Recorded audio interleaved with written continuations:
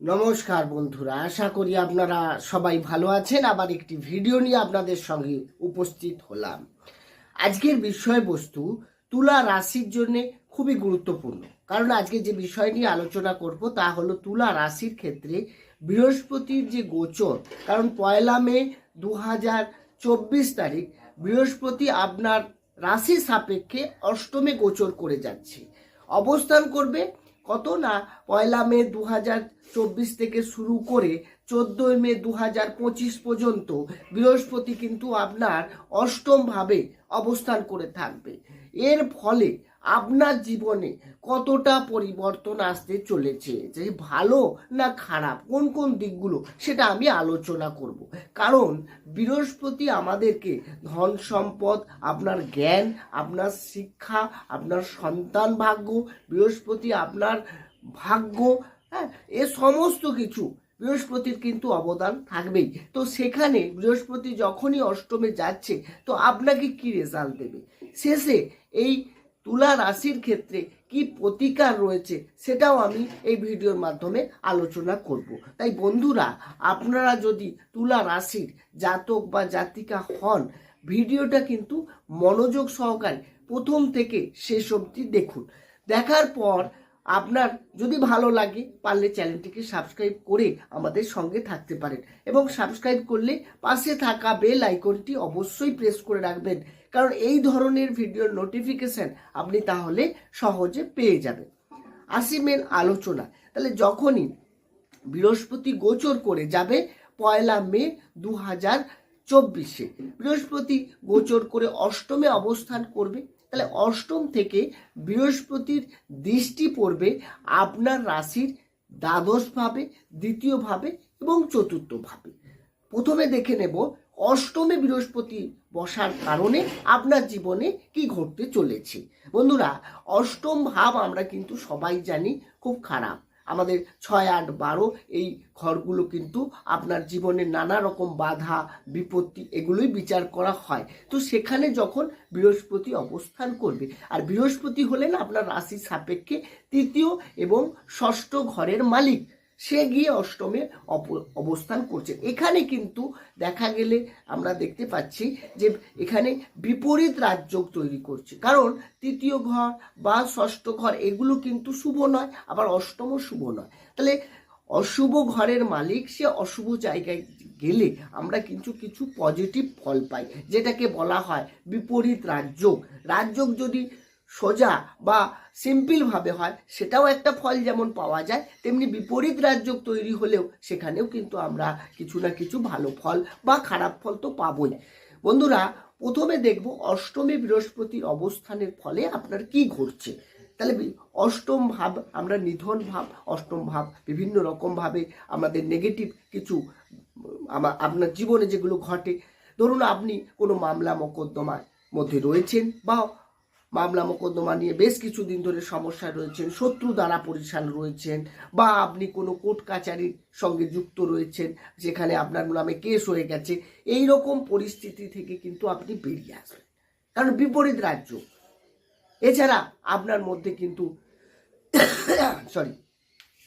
আপনার মধ্যে কিন্তু দেখবেন যখনই বৃহস্পতি অষ্টমে, ষষ্ঠপতি অষ্টমে যাচ্ছে, এখানে কিন্তু আপনার কিছুটা ডিস্টার্ব হবে। সেটা হচ্ছে হেলথ নিয়ে, আপনার স্টোমাক রিলেটেড কিছু সমস্যা, গ্যাস্ট্রিকের সমস্যা, লিভার ফাংশন থেকে সমস্যা, ডায়াবেটিস, বা আপনার অনেকটা ক্লান্তি বোধ, এটা কিন্তু আপনাকে এনে দেবে। তো স্বাস্থ্য নিয়ে আপনার এই বৃহস্পতির গোচরের ফলে কিছুটা তো ডিস্টার্ব হবে, তেমনি আপনি কোর্ট কাছারি, শত্রু থেকে বেরিয়ে আসা এবং নানা রকম ঝামেলা ঝঞ্ঝাট থেকে, যেটা আপনার বছর খানেক ধরে চলছিল, সেখান থেকে কিন্তু আপনি এই মাস, এই বছর, এই যে 2024 টু 2025 মে থেকে মে আপনার কিন্তু ভালো হবে। তাহলে বৃহস্পতির এই গোচরে কিন্তু বেশ কিছু পজিটিভ ফল পেলেন।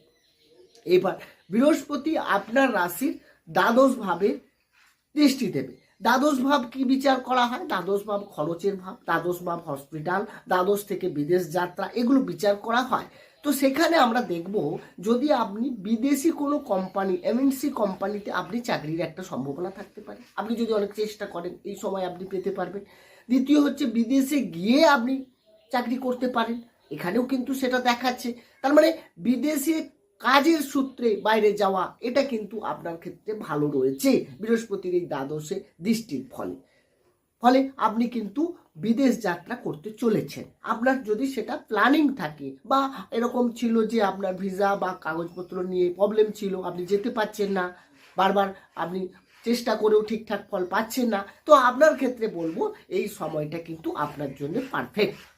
আর দ্বাদশ ভাব থেকে হসপিটাল বিচার করা হয়, সুতরাং আপনার হেলথ বা আপনার ফ্যামিলি কারো হেলথ প্রবলেমে আপনাকে হসপিটাল বা মেডিকেল স্টোরে আপনাকে খরচ করতে হচ্ছে।